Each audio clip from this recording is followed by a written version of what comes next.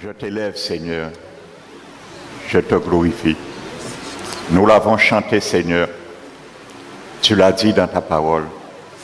Qui montera à la montagne de l'Éternel, qui siégera dans son sanctuaire, celui qui a le cœur purifié et les mains lavées, Seigneur.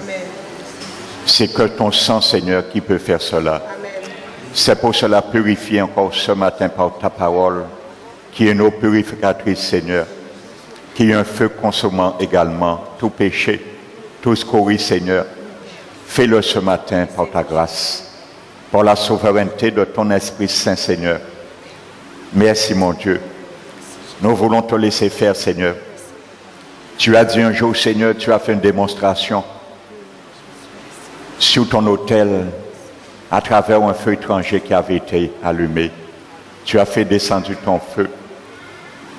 Et tu as dit par la bouche de ton serviteur Moïse, c'est ce que l'Éternel avait dit, que son nom sera sanctifié par ceux qui s'approchent de lui et que sa gloire se fera connaître en présence de tous. Allons rester dans le silence. Nous voulons rester ce matin dans le silence, à travers, Seigneur, ce que le feu de ta parole va faire consumer dans nos vies. Car ce matin, Seigneur, je te remets chaque vie ce matin, y compris moi sous ton autel. Allume ton feu, Seigneur. Le feu, Seigneur, purificateur de ta parole, de ton esprit, que cette onction, Seigneur, nous anime, dispense nos cœurs et qu'un esprit d'une bonne dispensation repose sur nous. Seigneur, que ton onction ce matin repose sur moi encore, car sans ton onction, Seigneur, sans la présence, la souveraineté de ton Esprit Saint, je ne pourrais communiquer ta parole, ta pensée, Seigneur. Je te bénis, Seigneur. Seigneur, dispose les cœurs. Enlève, Seigneur, tout esprit de distraction, de sommeil dans les jeunes, Seigneur, qui sont parmi nous, particulièrement, car la parole aussi est dédiée à eux. Seigneur, merci pour tout ce que tu feras encore ce matin parmi nous, par la souveraineté, la présence, l'autorité de ton Esprit Saint. C'est pour cela que nous t'élevons, Père, et nous te glorifions, dans le nom précieux de notre Seigneur Jésus-Christ. Amen. Amen. Alléluia. Asseyons-nous, frères et sœurs. Je bénis tous ceux et celles que je n'avais pas salués. Donc, comme d'habitude, vous êtes le bienvenu, la bienvenue dans la maison de l'Éternel. Alléluia. Donc, pour ceux et celles qui prennent cet enseignement ce matin en cours, que cet enseignement porte sur la portée, la puissance et les effets et des dégâts qu'un petit membre qui nous habite peut faire. Alléluia. Il peut embraser le courant de toute notre vie. Depuis le jour où nous avons laissé ce petit membre s'enflammer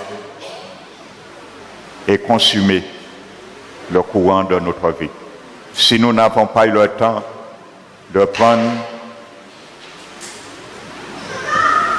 le tuyau de notre Seigneur, le grand pompier,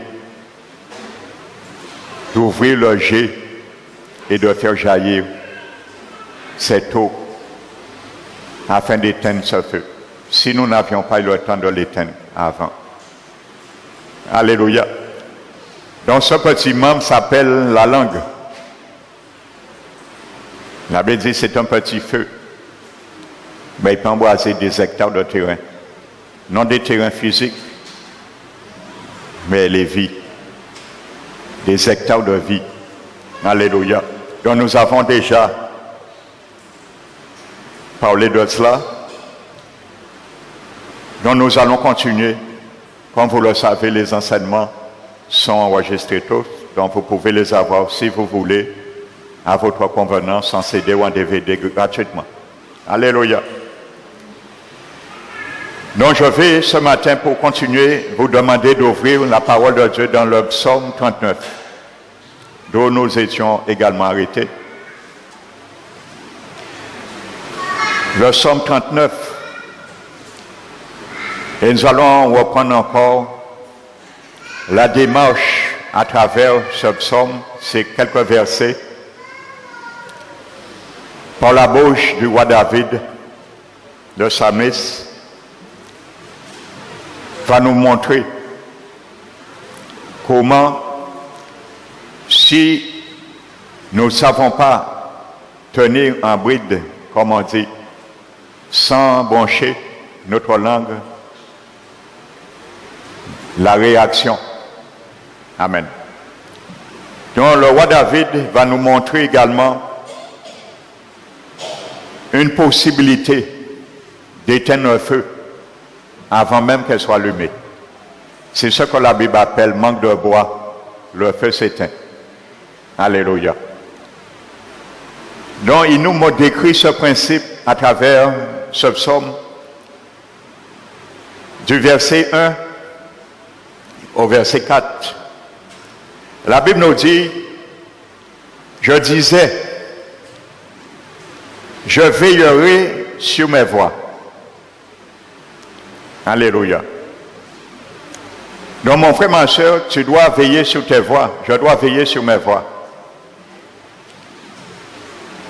Mais vous savez, bien souvent, nous avons tendance à veiller sur nos voies, physiquement, purement humaines, de peur de broncher, de tomber, ainsi de suite. Mais bien souvent, la réalité spirituelle nous échappe. Quand même, nous allons veiller humainement, physiquement sur notre voie. La manière nous marchons, la manière nous dirigeons notre vie, notre destinée, notre avenir.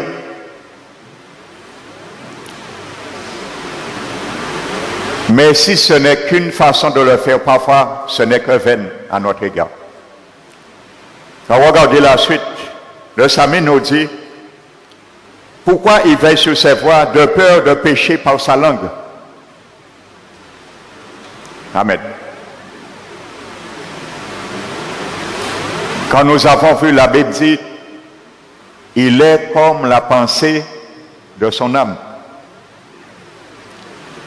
Et nous avons vu que notre langue est l'agent exécuteur de notre âme, de nos pensées. Alléluia.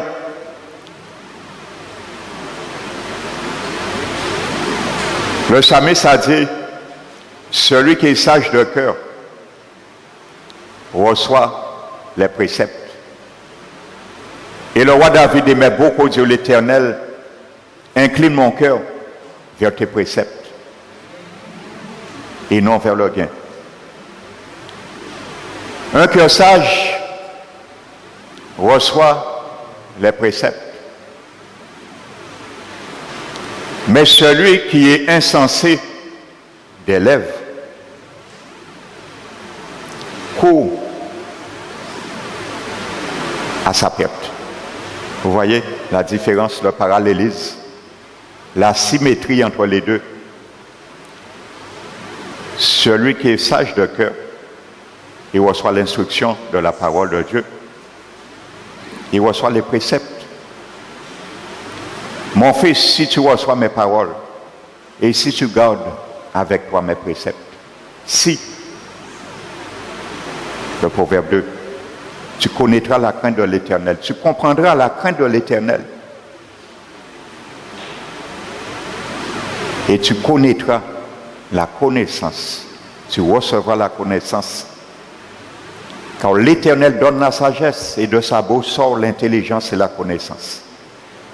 Mais pour cela, il y a le proverbe de Dieu, il faut que tu la poursuives. Comme un trésor. Tu la cherches comme de l'argent. Alléluia. Il faut le désirer.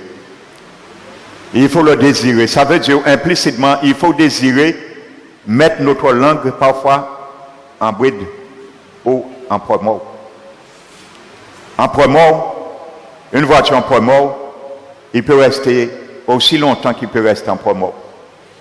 Tant il n'y a pas une direction qui lui dit de passer la première et ainsi de suite pour partir. Donc quand notre langue c'est en poids mort, nous avons le temps de réfléchir, de recevoir les préceptes de l'Éternel. Car à ce moment, notre cœur est sage. La langue est encore dans la cage de l'apprivoisement du Saint-Esprit. Mais si nous ne passons cette vitesse-là trop vite, il a sorti en cage là. Et l'Esprit Saint pas ni t'en rattraper, et qu'a fait des dégâts. Et là, nous venons pour limer, Tio là, dit là, j'ai fait des dégâts. Même si nous étions nés, mais j'ai fait des dégâts. Alléluia. N'oubliez pas, je vous disais dimanche, le mot grec qui a été traduit par éteindre les flammes enflammées du malin avec notre bouclier, dans le grec veut dire éteindre, arroser avec de l'eau. Vous voyez? Comment éteindre le feu? Les flèches du diable, c'est avec l'eau, l'arroser par la parole de Dieu, parce que c'est une eau purificatrice. Amen. Donc c'est une arme puissante pour éteindre les flammes, les traits enflammés de l'adversaire. Amen. Donc je veillais sur mes voies de peur de pécher par ma langue. Je mettrai un frein à ma bouche. Un frein. Comme ça, si près mort là, parti, frein là derrière. Alléluia. Parfois nous mettons notre voiture en point mort. Si le frein n'est pas bien tiré, la voiture part. Ça m'est déjà arrivé. Et parfois c'est catastrophe, frères et sœurs. Amen. Je mettrai un frein à ma bouche. À quel moment? Mon frère, ma soeur, ce matin, Dieu m'invite à faire quelque chose, à mettre un frein à notre langue, à notre bouche. À quel moment? Un moment bien précis. À quel moment? Qui peut me dire?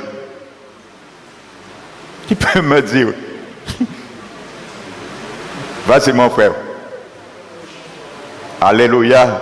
La réponse est tout de suite après. Tant que le méchant restera devant moi, là, il faut nous habituer à mettre ce frein. Pas quand le méchant n'est pas là, ça ne sert à rien de mettre un frein.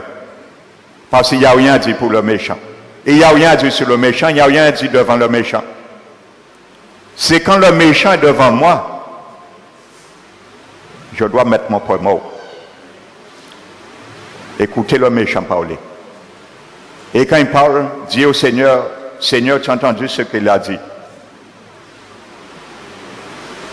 Mais ma cause est ta cause. Parce que si on fait justice, on fait des dégâts. On ne peut pas, on prend un homme parfait, on prend une femme parfaite. Parce que Jacques a dit, si quelqu'un arrive à tenir sa langue sans broncher, c'est un homme parfait. Alléluia. Donc si je fais justice moi-même, je ferai du dégât éternel, alors fais justice toi-même. À toi la rétribution, à toi la vengeance. Fais, et j'assiste moi. Je me réjouis devant mes adversaires. Alléluia. Et tu feras 1000 tomber à mon côté et 10 000 à ma droite. Je ne serai point atteint. Quoi que soit, il peut dire. Alléluia.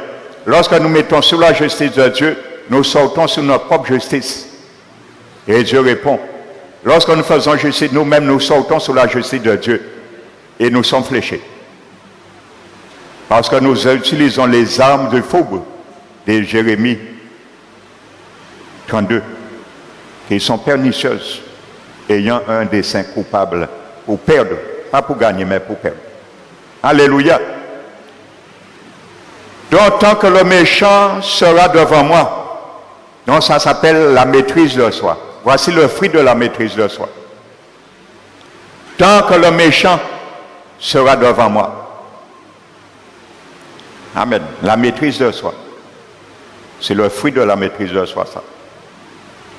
Alléluia. Et la Bible nous dit dans le livre de 1 Pierre que si ces choses sont en nous, et abonde, il y a une promesse. Et Dieu ne ment pas. Nous ne restons ni oisifs, ni stériles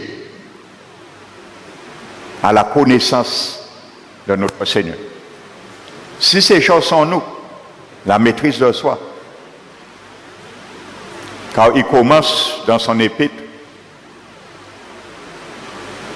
il dit de vous efforcer à joindre à votre foi, premièrement, la base, le fondement, la vertu. À la vertu, la connaissance. À la connaissance, la maîtrise de soi. À la maîtrise de soi, la piété. À la piété, l'amitié fraternelle. À l'amitié fraternelle, l'amour. Et si ces choses sont en vous et sont en abondance, vous ne serez point oisifs ni stériles. Amen. Donc le Dieu veut que ces choses demeurent en nous. Donc, qu'est-ce que ça veut dire mettre un frein à ma bouche, mon frère, ma soeur? Qui peut me dire encore? Qu'est-ce que ça veut dire mettre un frein à ma bouche, comme le psalmiste l'a dit? Qui peut le dire? Qui peut me dire? Le même élève, vas-y, mon frère, tu dis. Alléluia. Alléluia. Le frère te dit, a bien appris sa leçon là. Hein? Il a déjà donné 2 bonnes réponses. Eh bien, la réponse est tout de suite après. Comment mettre un frein à notre bouche? Je suis resté muet. Ça, c'est mettre un frein à notre bouche. C'est pour cela l'apôtre Jacques lui-même dit dans ses épîtres que tout homme soit prompt à écouter et lent à parler. Et lent à se mettre en colère. Amen. Je suis resté muet dans le silence. Je me suis tu, quoique malheureux. Effectivement. Vous savez, lorsqu'on nous fait du tort, on devient malheureux en restant muet. Pourquoi? Parce que nous avons raison.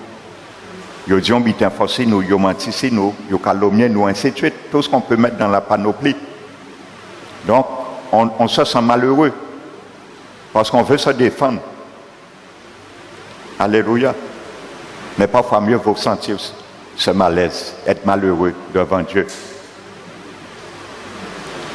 Alléluia. Et donner, si quelqu'un veut notre veste, lui donner aussi notre tunique. Si quelqu'un veut faire 1000 avec nous, fait 2000 avec lui. Jésus nous a donné cette technique. Alléluia. Donc, quoique malheureux, et ma douleur n'était pas moins vive. Amen. Pourquoi je suis malheureux? Qui peut me dire? Ce matin, nous sommes à l'école. Qui peut me dire? Pourquoi le samedi qu'il se sent malheureux et sa douleur n'était pas moins vive? En gardant le silence, en restant muet. Alléluia. Sauf le frère qui dit ce matin. Comme à l'école. Alléluia. Eh bien, la réponse est dans le verset 4. Alléluia, ce n'est pas des pièges que je vous tends. La réponse est dans la Bible. Amen. Pourquoi je sens malheureux?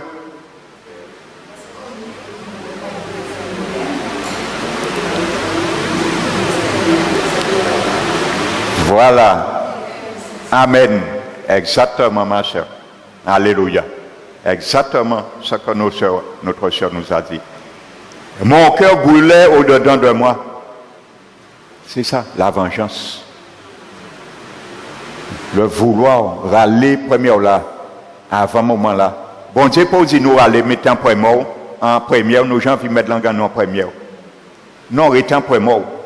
Et c'est lorsqu'il est notre langue, le frein est dans notre bouche, à ce moment nos cœurs brûlent au-dedans de nous. Parce qu'il y a une réaction qui se fait humainement.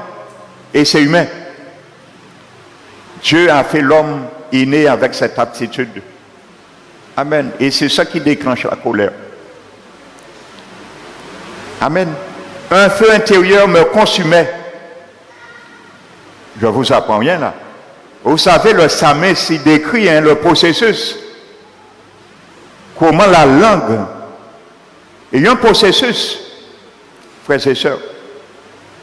Et il y a un feu qui nous consume. Intérieurement, notre cœur brûle au-dedans de nous. Vous voyez, qu'est-ce que la maîtrise? Vous savez, le Seigneur nous décrit le fruit de la maîtrise de soi. Comment ça se manifeste dans la vie d'un enfant du Seigneur. Ce n'est pas quelque chose qui vient comme ça. Hein. Vous voyez, ce n'est pas si facile. Donc c'est pour ça la Bible nous dit de demander au Seigneur. Il donne gratuitement. Mais pour qu'il nous donne le fruit de la maîtrise de soi, il faut qu'il mette un méchant devant nous. Comment on peut développer ce fruit s'il n'y a pas un méchant devant nous? Fruit là, ça peut bien développer. Tranche de fruit là, ça plutôt. Il peut bien développer. Il faut un méchant devant nous. Est-ce que vous comprenez ça ce matin, frères et sœurs? Alléluia. La maîtrise de soi.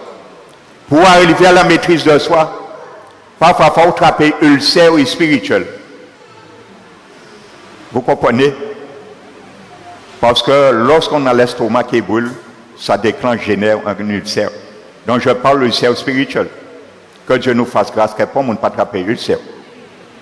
Alléluia, je parle spirituellement. Amen. Et à ce moment, qu'est-ce qui se passe? Eh bien, c'est à ce moment-là, ça, l'anglais qui a parti. Et qui a passé en première.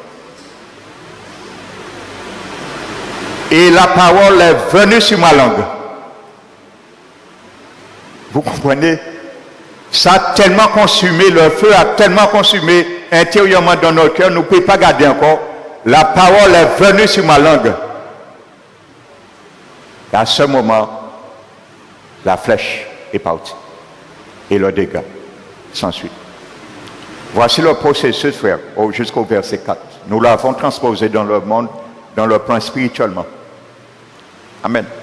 Et c'est pour cela, le roi David, je vous disais, son plus grand ennemi qu'il redoutait, ce n'était pas les armes physiques, c'était la langue. Et pour ceux qui n'étaient pas là dimanche, je disais, regardez la quantité de psaumes le roi David a fait. Et si vous faites attention, vous allez voir la quantité de malédictions qu'il prononce à travers ces psaumes. Et je disais que dans le livre de 2 Samuel, le chapitre 1, lorsqu'il a fait cette, ce chant merveilleux, après la mort de Saül, du roi Saül et Jonathan, il a prononcé une malédiction sur la montagne de Gilboa. Donc cette parole a été prononcée, proclamée 1000 ans avant la naissance de Jésus.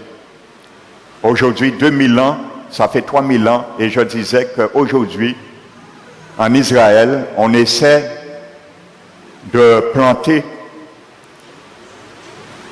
pour reboiser cette montagne de Gilboa. Jusqu'à aujourd'hui, ils ne peuvent arriver. Cette montagne est séchée et rien ne pousse. Cette parole qui a été prononcée, elle est là encore. 3000 années, il a fait du dégât. Et il a continué à faire des dégâts parce qu'il n'y a pas jamais arrivé à assainir ces montagnes-là. Toutes les autres montagnes poussent, sauf celle-là, la montagne de Gilboa. Donc j'ai pris ça, c'était pour me montrer la responsabilité que quand l'apôtre Jacques dit que c'est un petit feu, la langue, c'est une âme puissante à notre égard. Amen. Donc nous pouvons nous maudire nous-mêmes et nous bénir nous-mêmes par notre propre langue. Et nous avons vu des auto-malédictions, des gens qui se sont auto-maudits. Amen. Et je le disais, les jeunes, évitez de faire ça, vous qui êtes à l'école, pas pour les jeunes seulement. Lorsque vous êtes dans un examen devant une épreuve, une discipline, et vous dites, après j'ai arrivé en matière là, ça, en 0 en matière là, ça, par exemple, maths. Alléluia. Moi, je me rappelle, je n'aimais jamais l'espagnol. C'est une langue que je n'ai jamais aimée à l'école. Et j'apprenais jamais cette langue. Je ne l'aimais pas. Et lorsque je venais à l'école, le professeur m'interrogeait. J'étais sincère et franc. Je disais, oh, monsieur, donnez-moi 0 parce que je n'ai rien appris. Je n'aimais pas l'espagnol. Je ne l'apprenais pas cette matière. Donc ne faites pas un peu arrivé en matière là, ça. En qui est toujours 0. Eh bien, tu seras toujours 0. Pourquoi? Et prends ça au sérieux aujourd'hui. C'est pour ça que j'ai pris des histoires réelles dans la Bible. Tu seras toujours 0 si tu proclames ça sur ta vie. C'est une auto-malédiction que tu as proclamée. Et il n'y a que toi qui pourras te dédier un jour. Même s'il y a 60 ans, tu vois, tu es 0, personne ne pourra te faire être un 20. C'est toi-même. Il faut un jour que tu saches que tu l'avais prononcé sur toi et toi-même dois le dédier. Comme nous l'avons vu, Jésus a fait l'apôtre Pierre dédier 3 fois la malédiction qu'il avait prononcée sur lui. Il s'était lui-même exclu en tant que disciple. Il fallait Jésus utiliser sa propre langue pour le ramener à revenir à lui, à sa position initiale. Donc pour revenir à notre position initiale, avant, comment nous étions avant la proclamation, nous devons révoquer, annuler et remplacer une parole à la place de la parole erronée, de la parole proclamée à la légère. La Bible dit, celui qui parle légèrement blesse comme un glaive. Légèrement. Ça veut dire la plaisanterie. Même en plaisantant, tous ceux qui parlent à la légère blessent comme un glaive. Alléluia. C'est pour ça le proverbe, nous avons vu, celui qui veille sur sa langue protège, garde son âme. Car la langue est l'agent exécuteur de notre âme. Alléluia. Nous pouvons avoir de mauvaises pensées. Mais si âme nous a dit mauvaise pensée là, sortie, agir, il faut que notre langue, nous mettons un frein. À ce moment, mauvaise pensée là, qui descend en cœur nous, et qui consume cœur nous en chalet, en feu intérieur, qui consume nous, mais il peut sortir. Parce que si sorti feu là, il peut consumer encore. Alléluia. Alors gardons la langue dans la cage du Saint-Esprit d'apprivoisement avec du feu. Il faut échauffer nous pour nous être en cage là.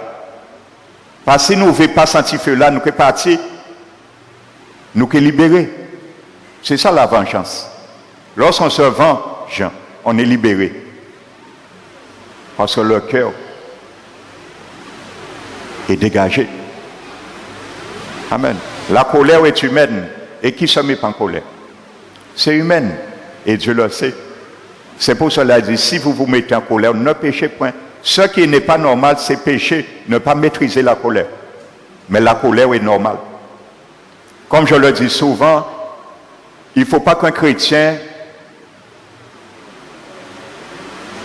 croit comme anormal quand parfois des mauvaises sensations, des mauvais désirs viennent en lui. C'est tout à fait normal. Mais ce qui n'est pas normal, c'est laisser ces mauvais désirs prendre le dessus et nous faire tomber. Il faut les contrôler. Mais les mauvais désirs, ça viendra toujours, nous sommes humains. Alors lorsqu'on dit dans certaines églises, je disais, il y a dit certains chrétiens, en présentant parfois un évangile tronqué de facilité, de mensonge, de facilité, déguisé de facilité pour remplir des églises, il y a dit certains chrétiens, depuis que ni l'esprit des dieux, ou péché, péché. Ou péché séduit, ou péché ni mauvaise pensée. Et bien souvent, ces chrétiens croient ça. C'est pour cela qu'ils donnent leur vie au Seigneur. Et le lendemain, c'est là le combat là qui a commencé. C'est là le combat commence, c'est normal. Parce qu'avant, on avait en nous une seule nature. La nature pécheresse, qui est innée en nous. Et qui reste, même en étant régénérée, née de nouveau. Cette nature, Dieu ne va pas l'éradiquer. Mais lorsque la deuxième nature rentre en nous, c'est normal que nous sentions ces choses se manifester parce que c'est là le combat commence. Alléluia. C'est là le combat commence. Vous savez, lorsque Isaac est venu au monde, le combat a commencé entre Ismaël et Isaac. Depuis à l'année de conception. C'est normal. Parce que c'était le fils. Il y avait un fils, Ismaël, qui était qui a été né en dehors de la promesse, et Isaac est né selon la promesse. Et jusqu'à aujourd'hui, Ismaël, c'est les Arabes. Et la Palestine, les Juifs. Isaac. Donc on va là commencer depuis les Isaacvides et jusqu'à aujourd'hui. Et ça avait été prophétisé. Ils se battent. Des frères qui battent, Arabes et Juifs. Des frères. Alléluia. Les Arabes, ce sont Ismaël, et les Juifs, Isaac. Deux frères se battent. Mais Jésus qui est venu là, arbitrer un jour.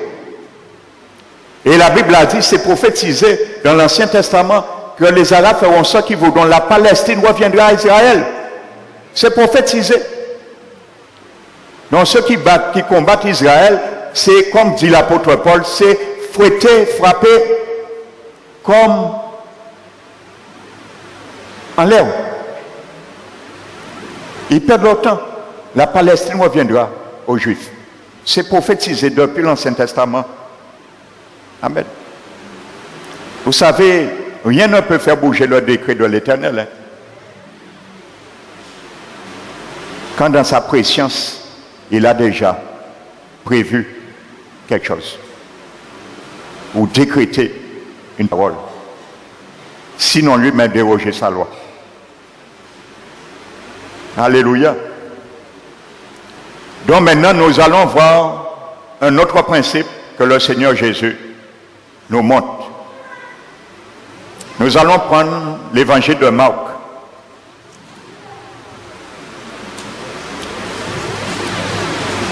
Donc je vous disais de faire attention à ce qui sort dans notre langue, notre bouche. Mais Jésus va nous enseigner quelque chose aussi. Parce que je vous disais, nous avons vu la langue, c'est un grand pouvoir. Donc nous devons savoir aussi l'utiliser à bon escient, ce pouvoir. Et Jésus nous invite à le faire aussi. Voilà l'instruction de notre Seigneur Jésus-Christ dans l'évangile de Marc, le chapitre 11. Amen. Versets 12 et 14.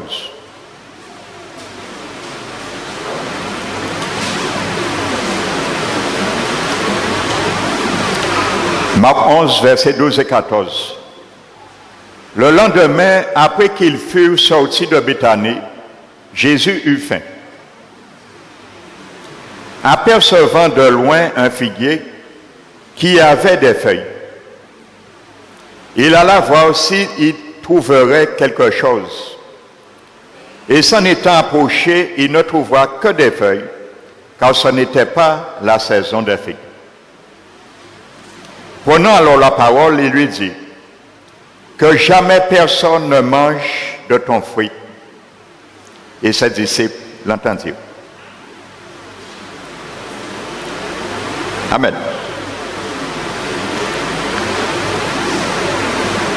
Est-ce que notre Seigneur Jésus-Christ était stupide? Était hors de bon sens? Le Seigneur qui est Dieu, Jésus-Christ. En voyant un figuier, il pense saison des porte-figues et camordi. Non. Il nous enseigne déjà, on ne doit pas maudire des situations n'importe comment. Alléluia. Vous savez, le Seigneur Jésus a vu des feuilles. Bien, ce n'était pas la saison. Mais vous savez, ce genre de figuier, à la veille de la saison, il y a quelque chose qui sort comme une boule ronde dans ce figuier. qui avertit ou qui annonce que le fruit viendra. Les Arabes appellent ce petit, cette chose que Jésus n'a pas vue, qui va tomber. Ça s'appelle, les Arabes l'appellent qui va tomber. Amen. Parce qu'à un moment donné, elle tombe et ensuite, le figuier produit son fruit. C'est parce que le Seigneur Jésus savait qu'il devait voir, même s'il ne trouvait pas de fruits, parce qu'il a dit que ce n'était pas la saison, mais il devait au moins voir ce petit élément qui annoncerait que ce figuier n'est pas stérile. Non, ce n'est pas parce qu'il n'a pas vu de fruits ou les feuilles seulement qu'il a maudit le figuier. C'est parce qu'il a su, en tant aussi, le créateur de ce figuier, parce que Colossiens nous dit que c'est Jésus qui a tout créé, c'est Jésus qui codifiait le code génétique dans la vie du figuier. Parce que tout fruit a ce qu'on appelle un code génétique. Toute semence plutôt a un code génétique. Qu'est-ce que j'appelle le code génétique? Ça veut dire si je prends une semence, un noyau de mangue, dans ce noyau, il y a un code génétique. Lorsque je mettrai ce noyau en terre, et il y a un certain nombre de mois, le noyau va s'éclater. Après quelques mois, il va germer. Après quelques mois, il va faire sa première feuille, ainsi de suite. Ça s'appelle le code génétique, un processus. Amen. Donc Jésus n'a pas vu ça, il savait que c'était un figuier stérile. Donc c'est pour cela qu'il a maudit. Amen. Regardez ça, l'enseignement Jésus va nous faire sortir maintenant à travers cette histoire. Nous allons prendre Matthieu 21.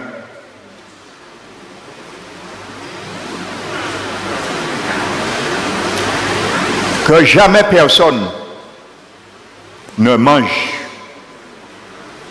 de ton fruit. Amen. Donc il a maudit le figuier. Matthieu 21. Vous savez, il y a 4 évangélistes. C'est comme 4 photographes. Chacun photographie un événement, certains de face, de dos, de profil. Et ensuite, ils mettaient tout ensemble.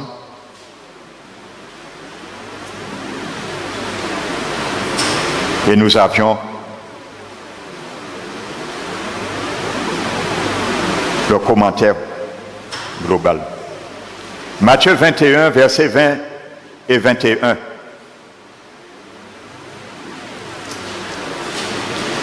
Le même récit. La Bible nous dit au verset 20, les disciples qui virent cela furent étonnés et dirent, comment ce figuier est-il devenu sec en un instant? Mon frère, ma soeur, par tes paroles, mes paroles, tu peux rendre la vie de quelqu'un ou d'une situation sec en un instant. Jésus maintenant nous décrit.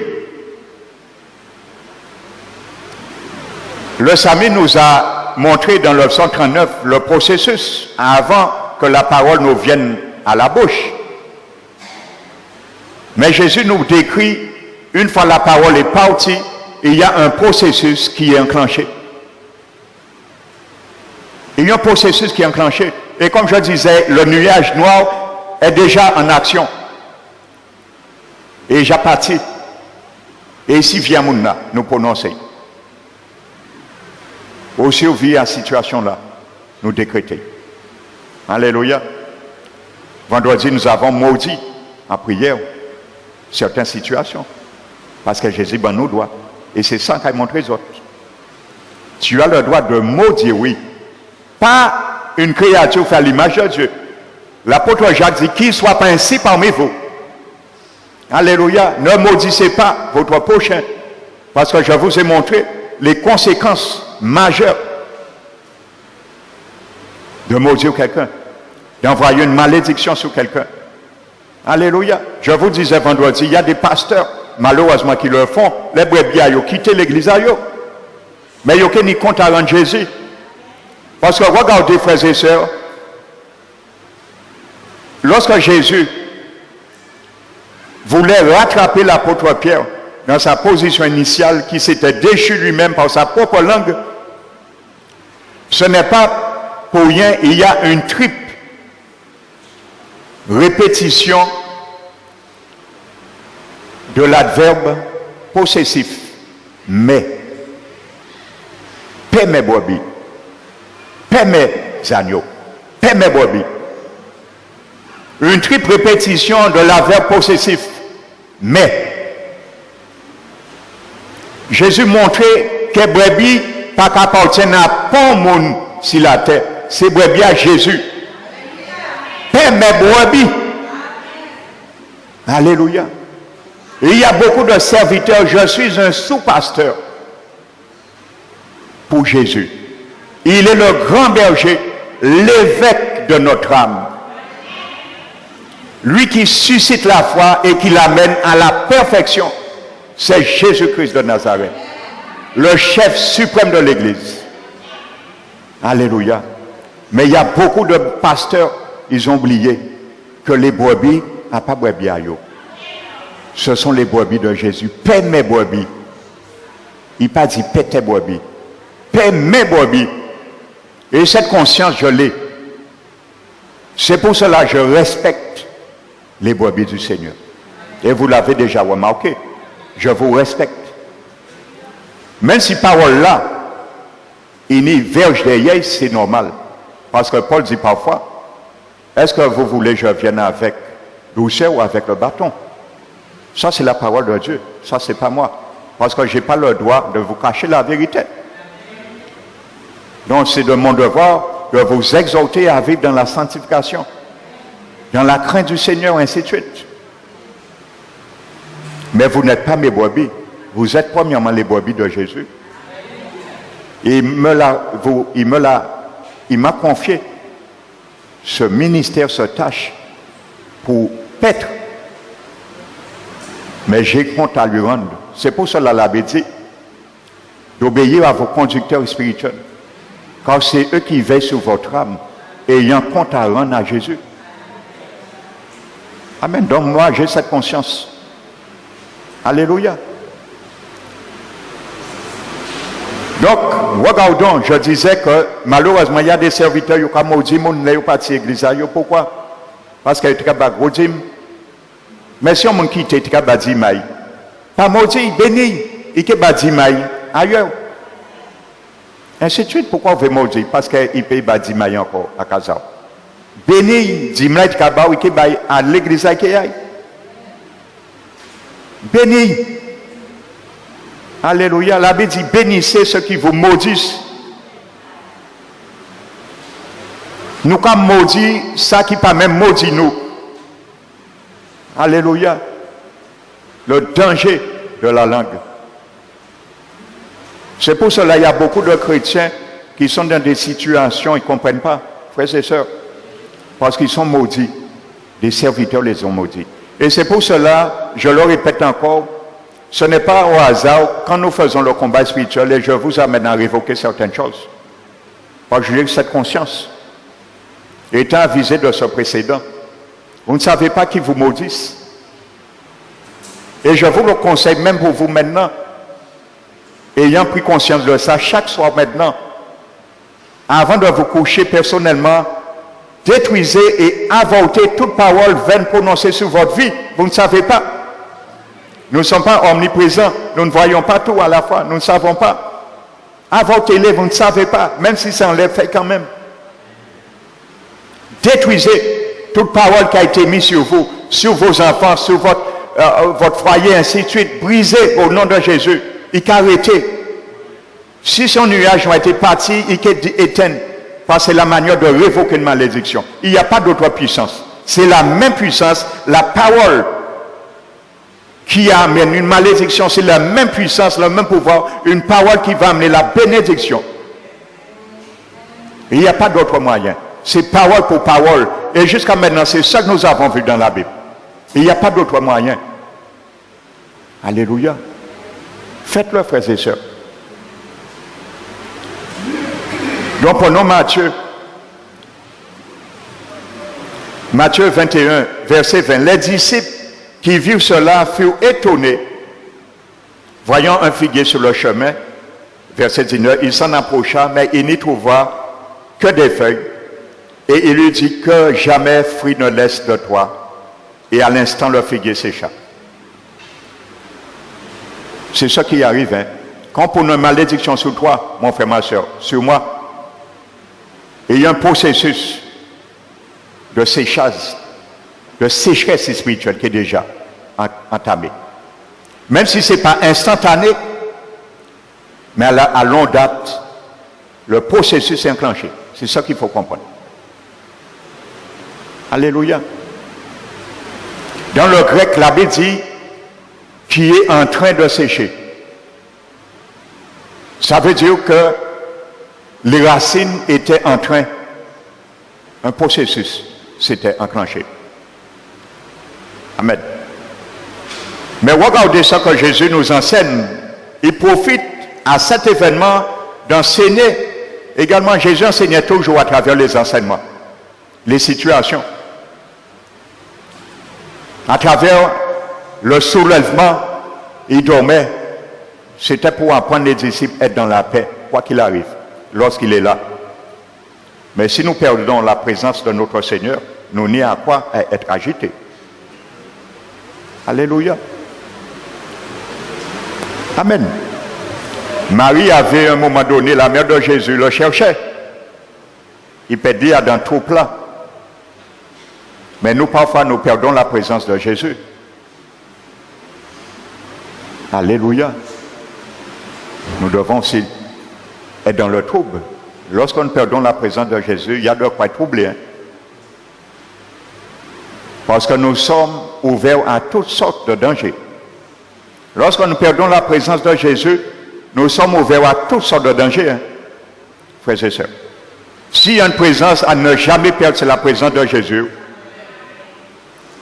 Pas laisser Jésus partir ayant trop de monde en vie en nous pour nous chez nous. Alléluia. C'est les pires des choses qui arrivent. Et c'est pour ça tous ceux qui ont abandonné la voie divine, trop tard,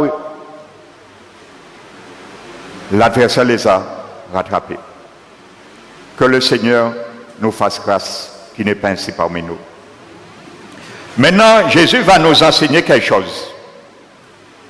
Et tu vas comprendre pourquoi on a été conduit vendredi pour cela.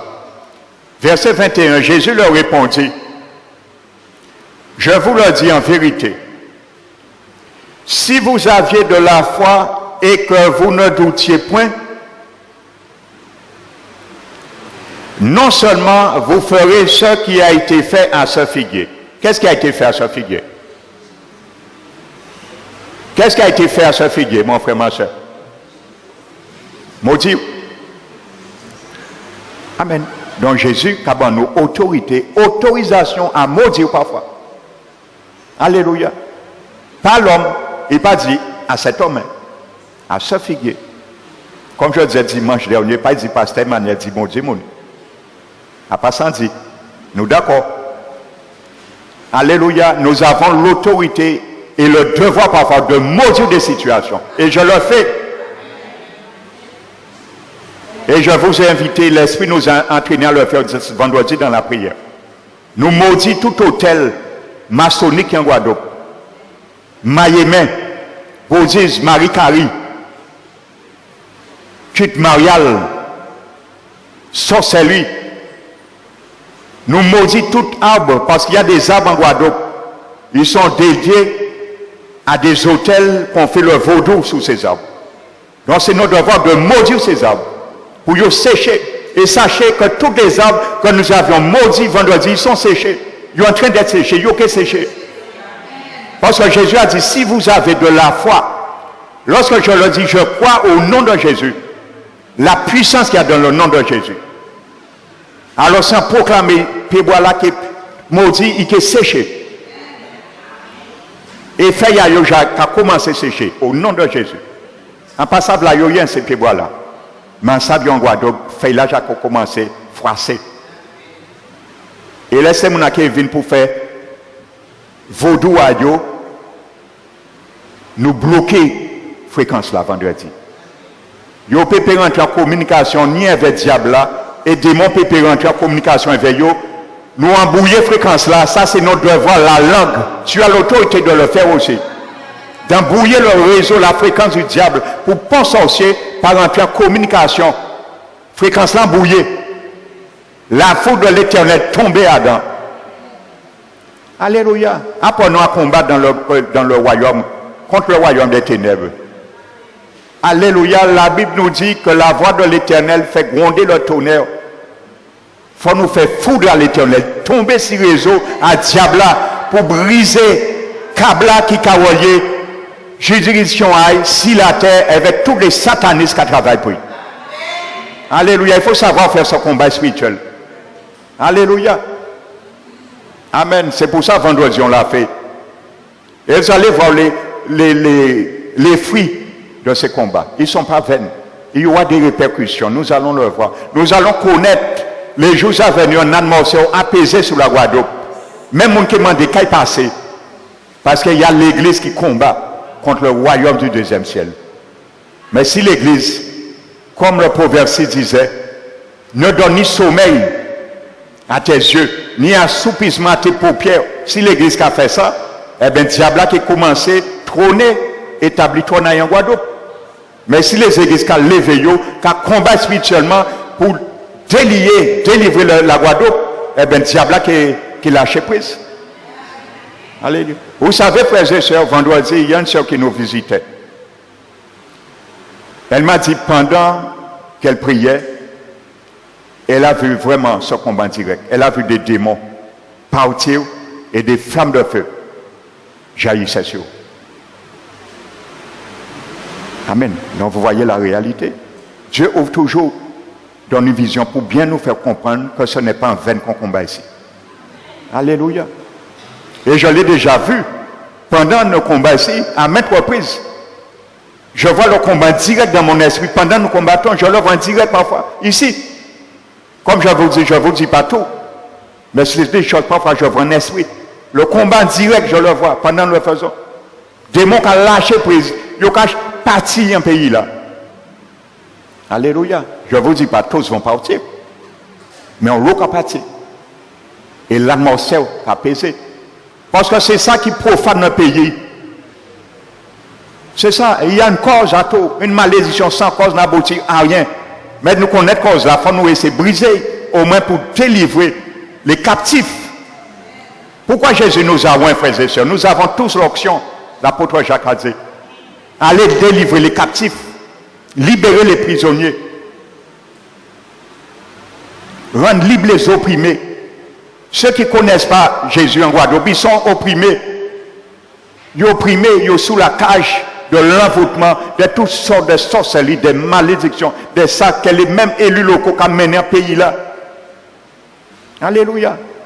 Lorsque les élus locaux se donnent à la franc-maçonnerie, mais travaillent avec des esprits, des démons, ils ont mené peuple là, nation là, dans la désolation. Mais si on ne prie pas pour briser ces hôtels, c'est le devoir de l'Église de briser ces hôtels. Là, il y a qui viennent faire loge à eux, il y a qui viennent un bitin qui pas caille. Parce que le Seigneur va réagir à notre demande. Amen. Je le sais. Les maçonniques, ils ont un calendrier. Et ils ont des mois, des jours bien spécifiques pour faire des réunions dans des loges, pour maudire le pays, pour maudire les églises. Et si vous ne le savez pas. Pour déclencher le pouvoir, parce que tout sacrifice génère une puissance. Il n'y a jamais de puissance sans sacrifice. Sacrifice génère puissance. Et c'est un principe biblique que le diable a copié. Tout sacrifice génère puissance. Même le peuple de Dieu savait ça.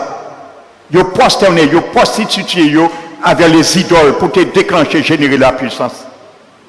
Le peuple de Dieu, à un moment donné, ils ont sacrifié leur premier fils au détriment des pouvoirs.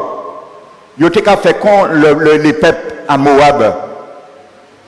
Ils ont sacrifié premier né à eux. Le peuple de Dieu Israël faisait ça à un moment donné. Parce qu'ils ont compris, à travers le sacrifice, génère la puissance pour se protéger. Pour se protéger. Pourquoi les jeunes maintenant? Je vous ai dit, j'étais conduit à délivrer un jeune, ils font pas que les diables là. On l'a jeune qui a fait pas que les diables là. Pourquoi? Pour se protéger. Pour se protéger contre la loi. Là, ils viennent vendre par exemple. Il y a des jeunes, ils se protègent pour disparaître devant la loi. Hein, et ça qu'a fait. Ils ont qu'à disparaître à un clin d'œil. Diable a eu pouvoir pour ça parce qu'ils font pacte des diables. Pour avoir la célébrité, belle voix, pour danser bien. Mais le diable a rigolé d'eux. Parce que le diable, malgré les dons de ses pouvoirs, occupe pour les lier un jour leur âme en enfer. Il raille. Alléluia. Comment un royaume qui vit dans la haine peut subsister? Vous savez, même les démons du diable se haient entre eux, mais ils n'ont pas ni le choix. Ils sont obligés de travailler, ils ont qu'à railler entre eux et ils ont qu'à travailler. En force, oui, le diable, il n'aime pas l'humanité. Parce que l'humanité a été faite à l'image de Dieu. Et si il y a un don, c'est pour détruire ces gens-là. Et il a rigolé parce qu'ils savent un jour, ces gens-là, qui sont morts, c'est un esprit qui est tout menté en enfer. Pour l'éternité. Il y a beaucoup de jeunes qui se font ça pour se protéger. Ils sont désemparés, ils passent au fourré tête à eux. Politiciens qui disent qu'ils n'y travaillent, pas ni travail, ils disent qu'ils n'y ça, pas ni ça. Ils sont désemparés. Tout le monde qui a lâché le pouvoir, tout le monde qui a lâché la chaîne. Tout le monde qui a voyé la pierre Simone. Tout le monde est dépassé. Et nous le voyons, c'est une réalité. Tout le monde est dépassé. Mais il n'y a que l'Église qui n'est pas dépassée. Et il n'y a que l'Église qui a la solution. Tu as la solution, mon frère, ma soeur. J'ai la solution. Le nom de Jésus. Le nom de Jésus. Frères et sœurs, si je vous dis, raconte des choses qui se passent ici le vendredi, vous serez surpris. Délivrance. Parce que le nom de Jésus est descendu dans ce lieu. Jésus est possesseur de ce lieu. Et à un moment donné, c'est ma prière que pour l'esprit périté encore à mon corps. Yo pépé. Et ça vient petit à petit. Yo pépé. Car Jésus est Seigneur. Et il nous a donné délivrer les captifs. Libérer.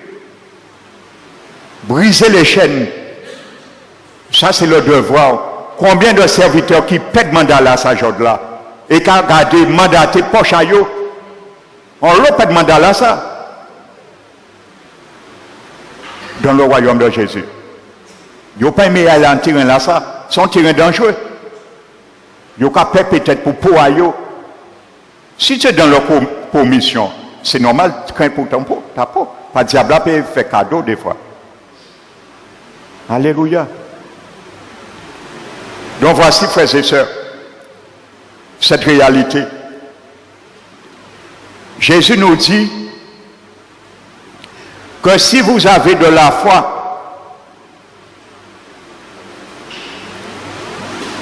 dans 21, vous ne doutiez point, non seulement vous feriez ce qui a été fait à ce figuier, donc Jésus te doit, libre à toi de maudire aussi des situations. Amen.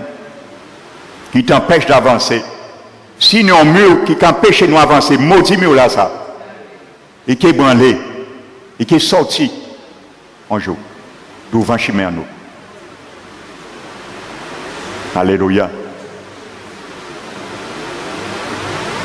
Et lorsque nous le faisons, ne le faisons pas machinalement, avec foi et autorité. Foi et autorité. Amen. Jésus l'a dit. En son nom, c'est lui qui l'a dit. Il ne peut pas mentir. Alléluia. Le Seigneur est grand. Il nous montre parfois même le degré du combat, même avant des fois nous entamer. Il nous sécurise toujours, le Seigneur. Il nous montre les choses cachées, il les révèle. Amen. Mais il dit aussi, quand vous disiez à cette montagne, ôte-toi de là, jette-toi dans la mer, cela se fera aussi. Donc tout ce que vous demanderez avec foi dans la prière, vous le recevrez. Vous le recevrez. Alléluia. Donc tout ce qu'on a fait vendredi, nous l'avons reçu. C'est Jésus qui l'a dit. Alléluia. Un temple maléfique qui est intérêt pour Jésus en Guadeloupe. Eh bien, c'est détruit. Qui je nous peut détruire? Il y avait marteau, il y avait fusil, il y avait mitraillette. Non, il y avait la parole. Parce que la parole est un feu, mais un marteau qui brise le roc. Et quand la parole sort dans ta langue, un petit feu, quand il est orienté, il est tendu dans la bonne cible. Oui, amen. Fais-le. Il faut que ces autels soient notre cible, mais pas l'homme, faire la créature de Dieu. Jacques a dit, par la langue, vous bénissez Dieu, et par la même langue, vous maudissez ceux qui sont faits à l'image de Dieu, qu'ils ne soient pas ainsi parmi nous. Mais les autels, les sanctuaires sataniques en Guadeloupe, langue à nous bien dompter pour tuer, détruire ces autels-là. Pas les sorciers. Pas fléchir pour un sorcier. Parce qu'un sorcier, son créature fait à l'image de Dieu. Priez, bail. Et lorsque les autels vont se détruire, il y a qu'à dégager. Et il y a qu'à tourner vers Dieu. Comme ça, beaucoup de sorciers se sont convertis. Et nous, l'autre qui passe ces jours-là. Parce qu'ils ont remarqué qu'ils n'ont puissance au-delà du sabon diable qui est proposé. Ils ont été mentis. Alléluia. Je me rappelle, il y a un pasteur, il était sorcier avant, il est pasteur aujourd'hui. Il a témoigné un jour, Satan lui avait promis l'immortalité. Mais ce gars-là, c'était quelqu'un, il était savelé. Eh bien, vous savez, un jour, il a défié le diable, pour voir si le diable a menti. Il met poison à danger, et il boit. Mais Dieu lui a fait grâce, il n'est pas mort. Il n'est pas mort, hein. Alors, qu'est-ce que le diable ne peut pas faire pour te tromper, pour nous tromper, frères et sœurs? Il peut mettre beaucoup à l'immortalité. Et vous savez comment cet homme s'est converti? Ça, c'est la sagesse de Dieu. Dieu peut gifler le diable quand il veut. Avec les simples choses. Cet homme était un jour sous un pommier et faisait la sieste. Et il avait des pigeons. Il avait la capacité de décrypter le langage même de certains oiseaux.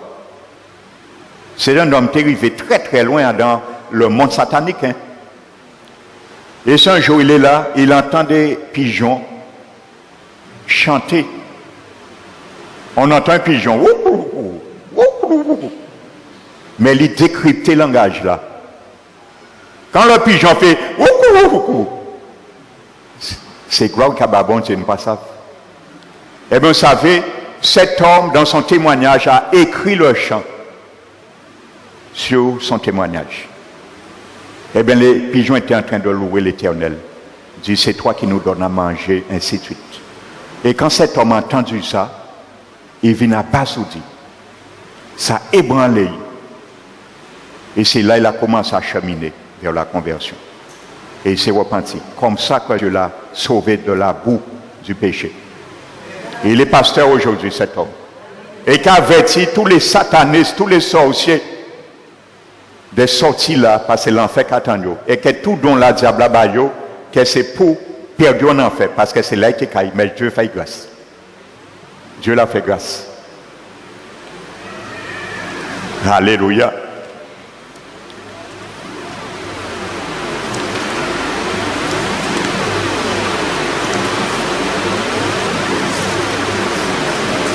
Nous allons prendre le livre de Nombres. Je vais conclure aujourd'hui. C'était l'avant-dernière partie, mais je vais conclure ce matin. Je pense que nous avions suffisamment compris maintenant. Et nous allons terminer avec un récit également pour que nous puissions avoir ce concept de nous garder, de nous maudire nous-mêmes. Alléluia.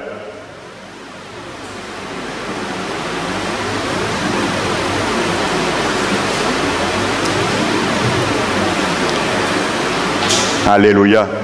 Le livre de Nombres, le chapitre 13.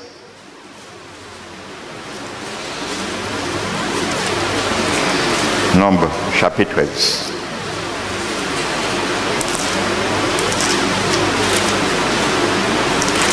Vous savez, Moïse avait envoyé 12 chefs de famille.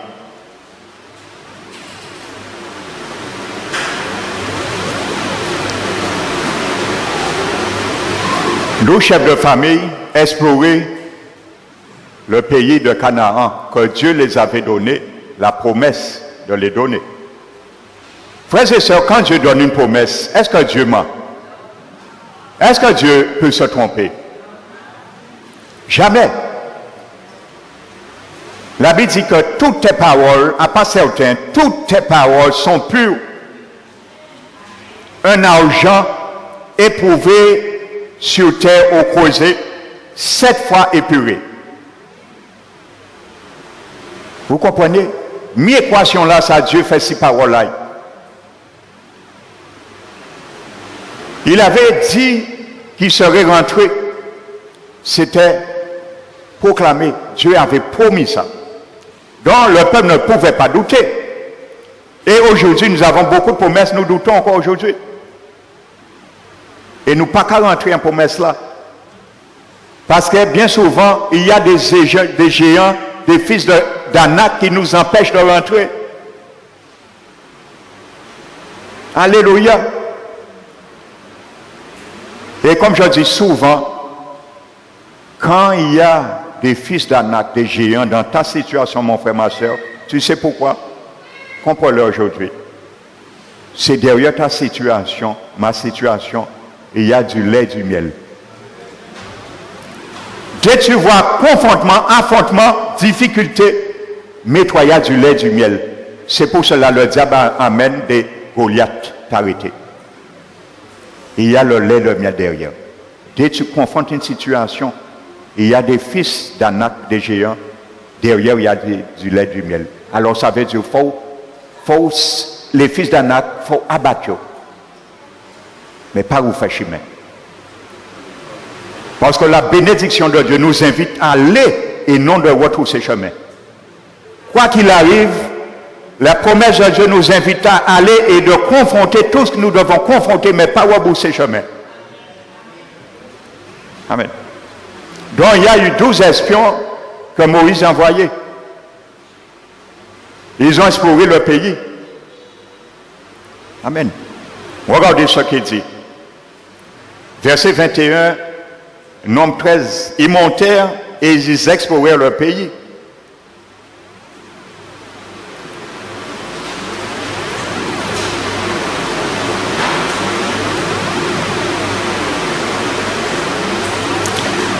Donc, au verset 28, nous n'allons pas tout prendre. Mais il y a 10 qui sont revenus. Malgré la promesse de Dieu, ils sont revenus avec un rapport du pays négatif. Le rapport était négatif. 10. Donc, ils disent, au verset 28 de Nombre 13, mais le peuple qui habite ce pays est puissant. Il est puissant. Les villes sont fortifiées, très grandes. Nous avons même vu des enfants d'Anak. Anak. Dont les Amalécites habitent dans le contrée du Midi. les Amoréens, les Jubiciens,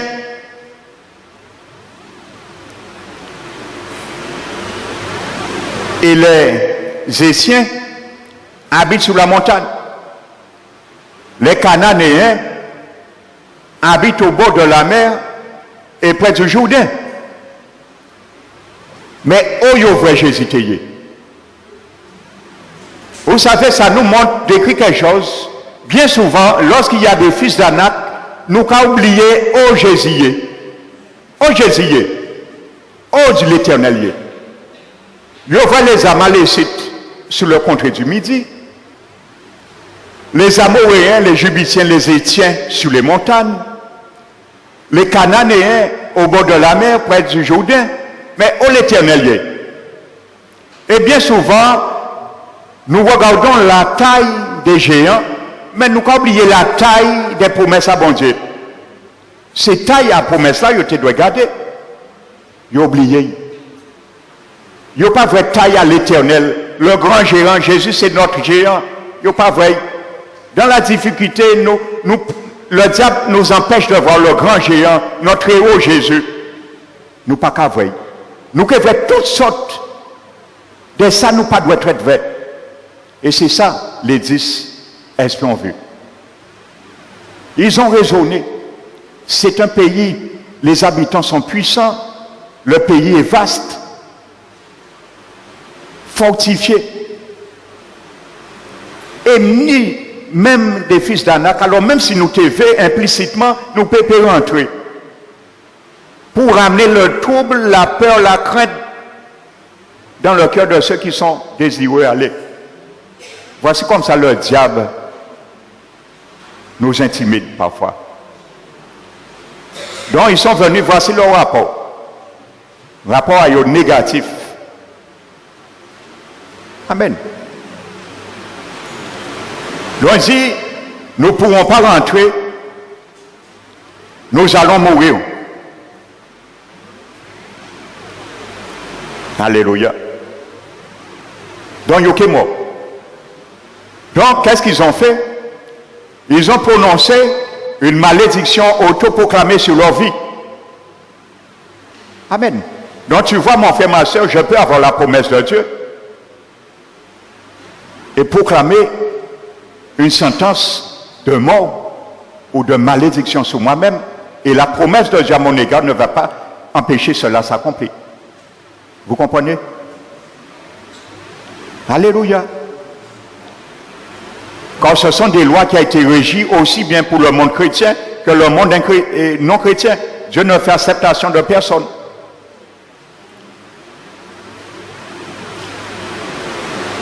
Alléluia.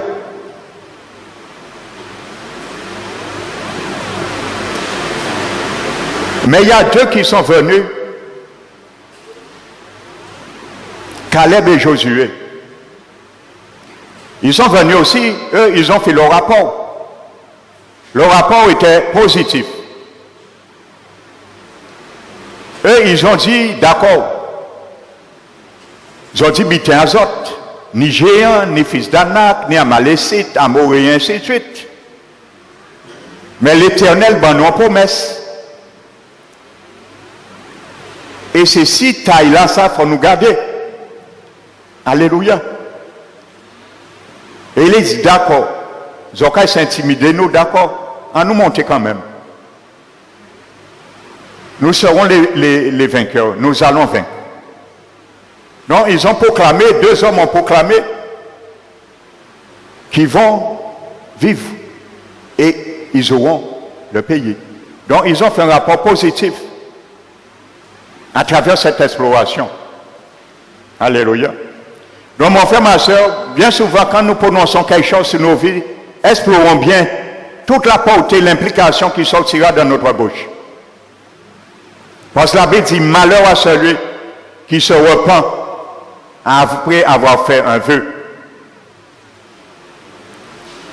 Alléluia. Donc maintenant,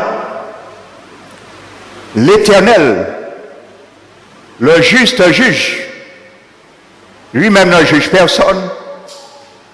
Romains nous dit, mais qu'il a attribué tout jugement au Fils de Dieu, car il est le Fils de l'homme et Fils de Dieu.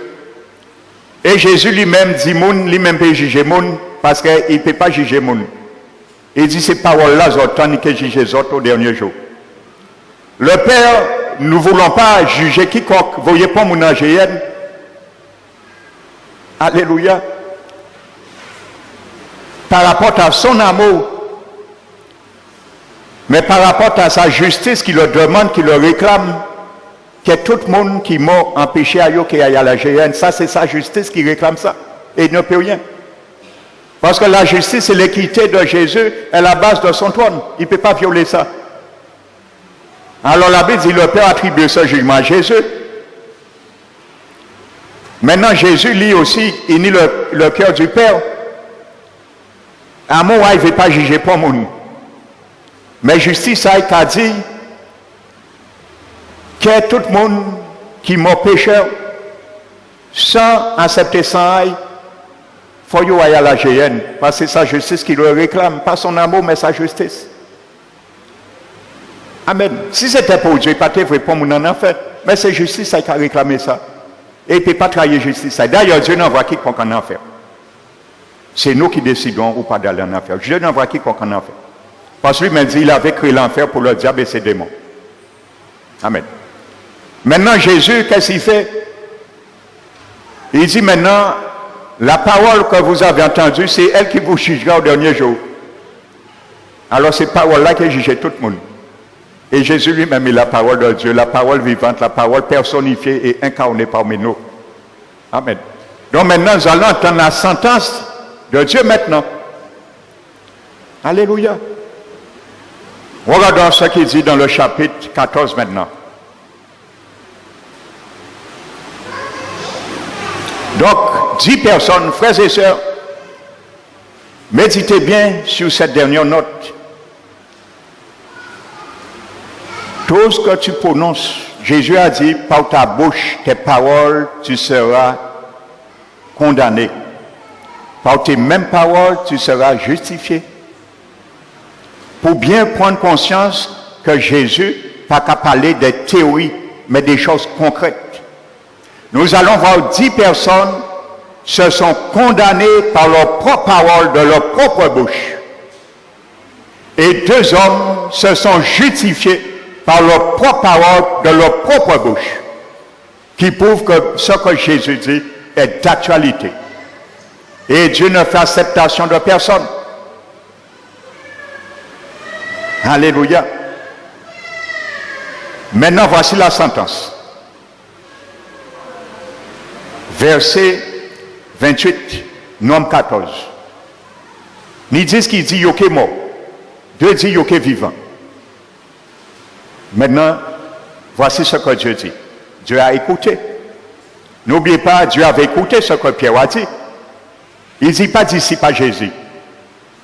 Quand Dieu fait, il voit un ange, des anges, dit que l'apôtre Pierre n'a pas crié disciple encore. Parce que bon Dieu tend en oreilles, il dit 3 fois, il n'a pas disciple à Jésus. Pierre n'a pas été, comment dirais-je, l'exception à la règle. Hein? L'ange l'a dit, allez dire aux disciples et à Pierre. Parce que Pierre n'était plus disciple pour Dieu. Et à Pierre. Vous comprenez? Pierre s'était disqualifié par sa propre langue. Celui qui veille à sa langue garde son âme. Celui qui est sage de cœur reçoit les préceptes. Mais celui qui est stupide par les lèvres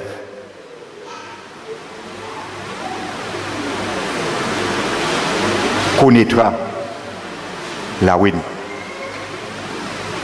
Ce sont des paroles réelles de sagesse des proverbes. Donc Dieu dit, au verset 28, « Dis-leur, je suis vivant, dit l'Éternel. Je vous ferai ainsi que vous avez parlé à mes oreilles. » Dieu a entendu. Toute parole prononcée, Dieu entend.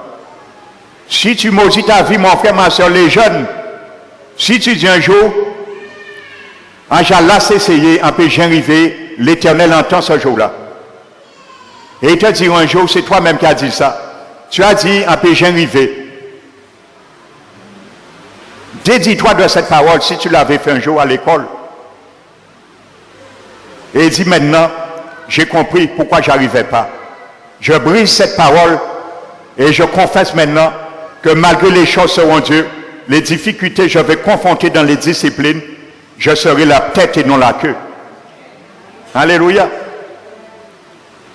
Fais comme le psalmiste, il a dit, et une parole vient et se met sur ma langue. Mais réfléchis, qu'est-ce que tu vas sortir? Confesser une parole, une promesse de Dieu. Alléluia. Quand ça vient sur ta langue, réfléchis, qu'est-ce que tu vas proclamer, prononcer. Vous n'entrerez point dans le pays que j'avais juré de vous faire habiter, excepté Caleb, Sidé, Jephunneh et Josué, fils de Nun. Exactement, je ferai comme vous l'avez dit. C'est les autres qui disent, il n'y a pas moi. C'est pour cela beaucoup disent, si bon Dieu t'est qu'à exister, est-ce que ça t'est arrivé? Mais est-ce que tu as entendu cette personne, ce qu'il a dit sur elle-même un jour? Si bon Dieu t'est qu'à exister, pourquoi mon attaté mort à l'âge là, ça? Tu ne sais pas. Est-ce que nous étions là? Mais les oreilles de Dieu étaient attentifs. Le jour où cette personne a proclamé sa propre mort, prématurée. Le jour où cette personne a proclamé sa propre défaite, prématurée, il n'arrive pas. Toutes les portes sont fermées.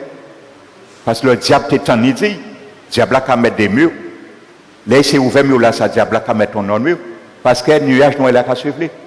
Tant la personne ne va pas révoquer, se dédier d'elle-même sous ses propres paroles, le processus est enclenché. Il peut prendre 3000 ans s'il faut. Alléluia. Et il faut que quelqu'un se rende compte de cette parole sur la montagne de Gilboa, la révoquer, l'annuler, pour que la végétation reprenne vie. Alléluia. Amen. Il fallait que le prophète Élisée assainisse la source 500 ans après que Josué avait proclamé maudit toute personne qui va essayer de relever le mur de Jéricho. Il paiera au prix de son premier-né. C'est là qu'il jettera les fondements. Et au prix de son fils le plus jeune, il posera les portes. Il fallait que Élisée assainisse. Et à ce moment, cette ville a été relevée la source. 500 ans après, parce que le nuage noir a été poursuivi. Il fallait que quelqu'un la détruise. C'est le prophète Élisée qui a détruit la parole dite de Josué plus de 500 ans avant. Voici le processus. Si quelqu'un ne prend pas la relève pour détruire la parole prononcée, la parole sera là. Parce qu'il y a un effet, c'est une puissance. Son nuage noir, il casse. Et quand il trouve un moment favorable, il est tombé et qui fait œuvrer. Alléluia. Donc ce qui est arrivé, ils sont morts. C'est eux qui l'ont proclamé. Ils ont dit nous que morts, ils sont morts. Et c'est là ils disent nous que vivent, ils vivent. Vous comprenez la responsabilité de ne pas proclamer n'importe quelle chose à la légère sur nos vies, sur la vie de nos proches, ainsi de suite. Si Timouna nous parle sur l'école, avant parole la sortie, il dit mais petit garçon, j'ablasse pété tête en mon qui font couillon. C'est des choses qui j'arrivais. Est-ce que parmi nous n'avions pas dit ça un jour? C'est le moment favorable de révoquer cette parole. Et Timouna vient en couillon. Nous avons dit ça par la colère, par l'énervement. Mais la Bible dit celui qui parle à la légère blesse comme un glaive. Prenez ça au sérieux aujourd'hui. Prenons ça au sérieux aujourd'hui. Pour nous interpeller sur nos vies, sur nos situations, sur la vie de nos enfants, ainsi de suite. Si pas une malédiction en cause et qui peut annuler ou évoquer. Donc que le Seigneur nous fasse grâce, frères et sœurs, pour bien comprendre ce principe. Les erreurs nous avions fait, nous avons assaini pour ne pas les répéter dans l'avenir. Ne rendons point mal pour le mal. Surmontons le mal par le bien. Si quelqu'un a sujet à se plaindre de l'autre, pardonnez-vous réciproquement. Que l'humilité vous fasse regarder l'intérêt d'autrui au-dessus de vous. Et au lieu de se considérer ses propres intérêts, considérez aussi l'intérêt d'autrui. Ainsi, nous allons accomplir la loi du Christ. La loi parfaite. Alléluia. Que le nom de l'Éternel soit béni et glorifié. Nous allons nous mettre debout. Frères et sœurs,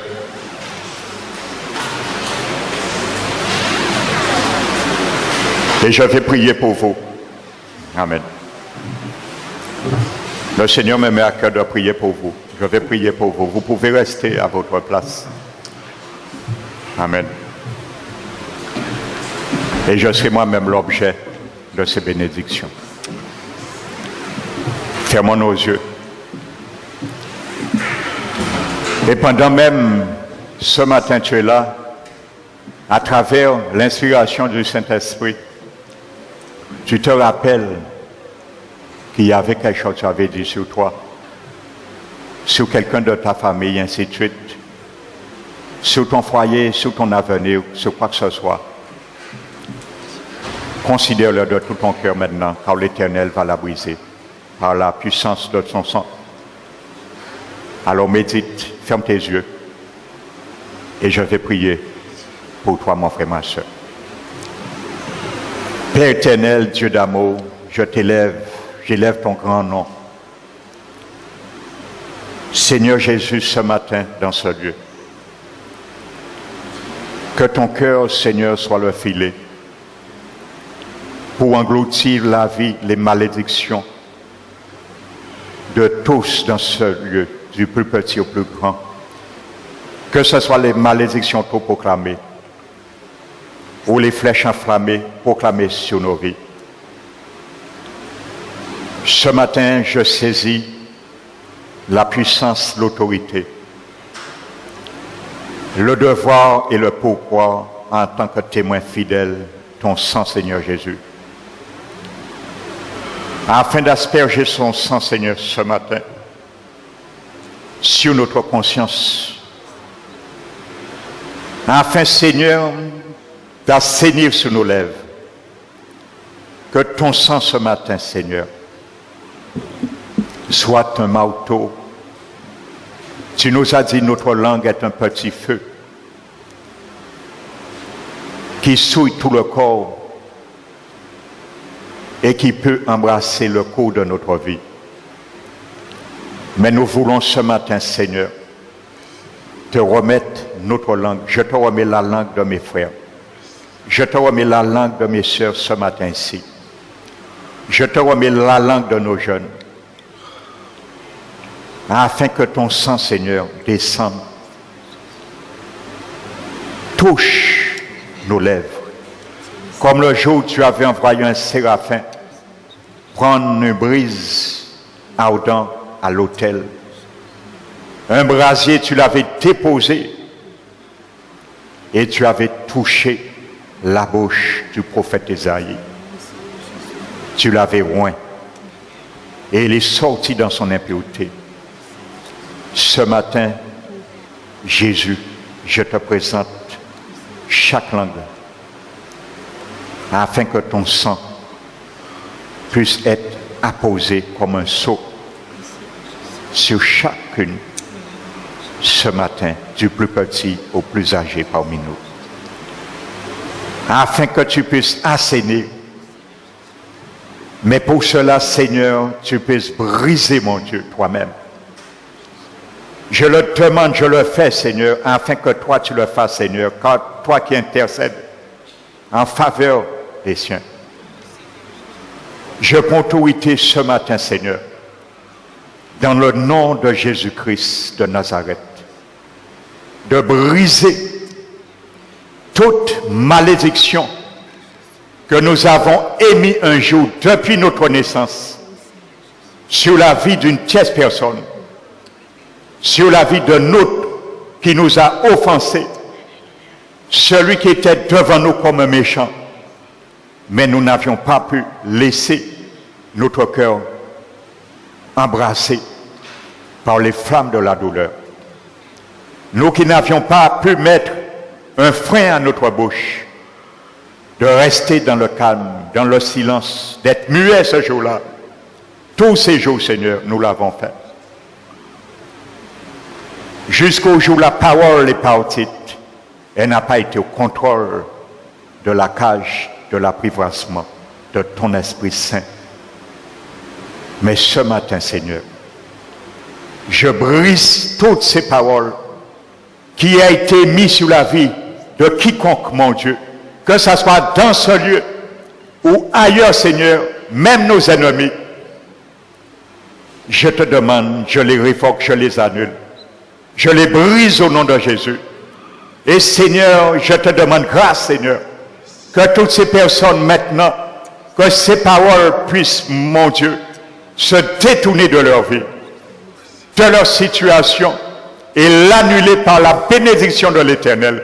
Je les bénis, Seigneur, afin de révoquer la malédiction, la flèche enflammée, qui a été comme une flèche tendue à notre langue, mais qui a fait du dégât. Seigneur, arrête le dégât. Arrête le dégât, Seigneur, et rends libre tous ceux et celles qui ont été opprimés par ces paroles. Seigneur, je te prie maintenant, par la même langue, nous avons proféré sur autrui. Nous avons aussi proféré une auto-malédiction un jour sur nos vies. Les langues sont là, Seigneur, par la puissance de ton sang qui dépose maintenant sur elles. Que toute auto-malédiction soit brisée maintenant au nom de Jésus.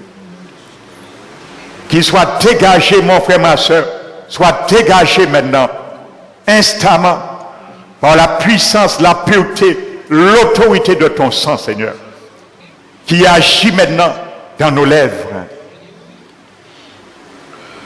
afin de nous démunir de toute âme forgée contre nous-mêmes, de destruction, car tu as dit c'est un venin mortel.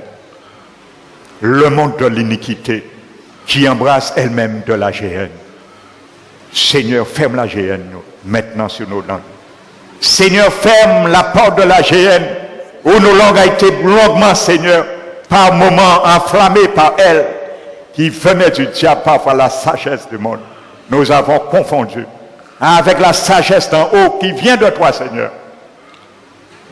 Affaiblis, détruis cette sagesse dans notre langue, mon Dieu.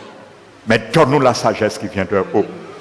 La sagesse du cœur, le cœur raisonnable qui reçoit tes préceptes. Seigneur, par l'onction de ton sang sur notre langue, que nous recevons maintenant les préceptes, que tous les préceptes nous avons entendus du premier jour jusqu'à aujourd'hui de cet enseignement sur la langue, Seigneur. Que ces préceptes demeurent dans notre langue. Seigneur, oins nos langues. Exerce notre langue par ton sang, Seigneur. Exerce notre langue. Afin maintenant, Seigneur, lorsqu'il y aura tendance à s'ouvrir, après avoir gardé le silence, qu'il puisse sortir une parole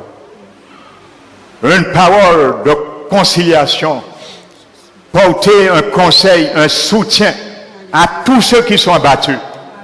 Loin de maudire, mais de bénir, Seigneur. Seigneur, j'assainis sur ces langues par la puissance de ton sang, par la pureté de ton sang, que nous puissions apprendre à bénir ceux qui nous maudissent, à prier avec cette langue ceux qui nous maltraitent et nous persécutent, et faire du bien avec notre langue à ceux qui nous font du mal. Amen. C'est ma prière ce matin, mon Dieu, pour ma vie, Seigneur, pour la vie de chacune dans ce lieu, du plus petit au plus grand. Seigneur, ce matin, je te demande grâce de délier, Seigneur, toute parole vaine qui a été sortie un jour dans nos vies, motivée soit par la colère, par le désarroi, par l'apitoiement, le découragement. Et aujourd'hui, il s'avérait qu'il a fait du dégât comme un fléau. Comme les flots de la mer qui ont mugi, écumé, qui se sont sauvés et abattus sur la vie de nos enfants. Seigneur, maintenant je te demande grâce de visiter nos enfants, de les soustraire, retire, Seigneur, maintenant leur vie, leur avenir, leur santé, leur salut, sous le couvent de ces paroles maudites viennent prononcer de notre propre bouche en tant que parents. Seigneur, que ton sang soit un manteau qui puisse atteindre maintenant nos enfants sur qui ces paroles ont fait leurs effets ou continuent leurs effets, Seigneur, afin de les briser, Seigneur. Que nos jeunes, nos enfants soient dégagés maintenant de ce filet de l'oiseleur, dont nous étions l'oiseleur, qui se dégage comme la gazelle dans les mains du chasseur, dont nous étions nous-mêmes ces chasseurs. Seigneur Jésus, oh mon Dieu, je te demande grâce, Seigneur.